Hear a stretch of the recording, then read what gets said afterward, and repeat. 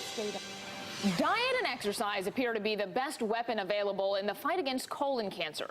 The disease is the second leading cause of cancer deaths in the U.S. today. Our medical expert, Dr. Kevin Campbell, is here with more on two new studies that will be released next month by the American Society of Clinical Oncology. And Dr. Campbell, tell us about these studies and how including nuts in your diet along with exercising can make a difference. You know, in a 7-year study, patients successfully treated for stage 3 colon cancer, meaning that the cancer had spread to some nearby areas, who ate at least 2 ounces of nuts a week had a 42% lower chance of their cancer coming back and a 57% lower risk of dying from the disease. Nearly 1 in 5 patients, or about 19%, said they ate at least 2 ounces of nuts a week, and researchers found both a lower risk of the cancer recurrence and overall higher survival rate in that group. In a second study, they found that colon cancer survivors with the highest healthy lifestyle scores, meaning eating right, exercising, maintaining a healthy weight, had a 42% lower risk of death than those with the lower scores.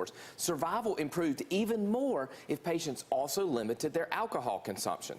And patients who strictly followed a healthy lifestyle, who did not drink, had a 51% lower chance of dying and a 36% lower chance of cancer recurrence. So it's a pretty big deal. Yeah, it's very interesting. And is there a specific type of nut that's more beneficial? In this study, the researchers found that the most benefit was found in tree nuts, things like Brazil nuts, cashews, pecans, walnuts, pistachios. Peanuts really didn't show a benefit. They're a legume, and they grow under the ground, likely because they have a different biochemical composition. It may be that tree nuts promote decreased inflammation and lower insulin levels, which we know lead to a decreased risk for cancer recurrence in patients.